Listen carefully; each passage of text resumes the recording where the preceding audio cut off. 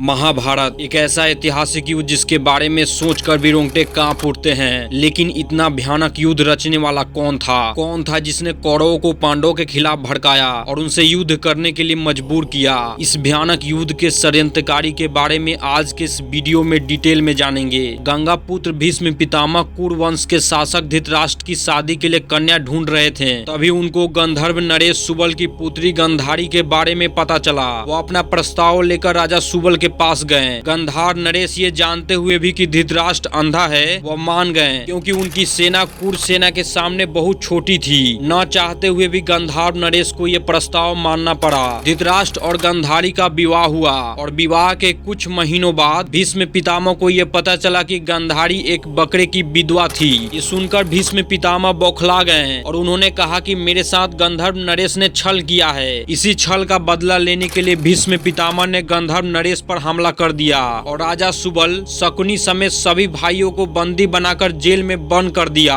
हर दिन जेल में सभी के साथ बुरा बर्ताव किया जाता और सिर्फ एक मुट्ठी चावल ही रोज खाने को दिया जा रहा था, जिसका एक एक दाना सभी के हिस्से में आता। धीरे धीरे करके राजा सुबल के कई पुत्र की मृत्यु हो गई। तभी राजा सुबल और बाकी बचे पुत्रों ने शकुनी को बचाने का फैसला किया और अपने हिस्से का चावल शकुनी को देने लगे। कुछ दिन बाद शकुनी को छोड़कर सुबल के बाकी बचे पुत्रों की भी मृत्यु हो गई। मृत्यु से पहले राजा सुबल ने धृतराष्ट्र से शकुनी को रिहा करने की विनती की। धृतराष्ट्र मान गए। जेल से बाहर निकलते समय राजा सुबल ने अपने शरीर का सारा दम लगाकर शकुनी के पैर की हड्डी को तोड़ दिया। शकुनी ने अपने पिता से पूछा कि आपने चावल देकर बचाया भी और आपने ही मेरी पैर की हड्डी तोड़कर लंगड़ा क्यों बना दिया। गंधर्व नरेश ने कहा कि यहाँ से निकलने के बाद तुम राजमहल की चाकाचौंध में न खो जाओ। तुम्हें अपने पिता और भाइयों के साथ जेल में हुई बर्बरता और क्रूरता याद रहे, इसलिए मैंने ऐसा किया। ये चोट तुम्हें हमेशा प्रतिशोध का याद दिलाता रहेगा।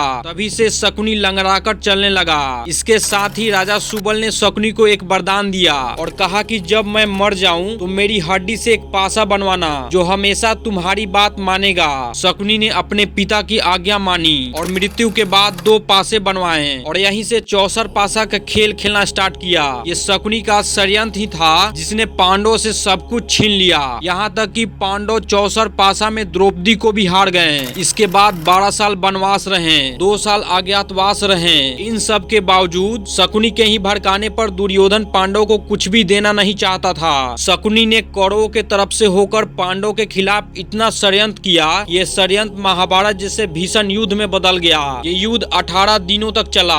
युद्ध के 17वें दिन तक सारी कुरु सेना मर चुकी थी, लेकिन शकुनी युद्ध के आखिरी दिन तक जीवित था। उसने भीष्म पितामह को तीरों की सैया पर सोते देखा, गुरु द्रोणाचार्य और कर्ण का सर धड़ से अलग होते हुए देखा, दुर्योधन की जांघ फटते हुए देखा, दुशासन की छाती का लहू निकलते देखा। ये सब देख शकुनी मन ही मन मुस्कुरा रहा था, क्योंकि उसने पिता से किया वचन पूरा कर चुका था। युद्ध के 18वें दिन पांडवों के सबसे बुद्धिजीवी भाई सहदेव ने शकुनी को युद्ध में ललकारा। युद्ध कुछ समय तक चला।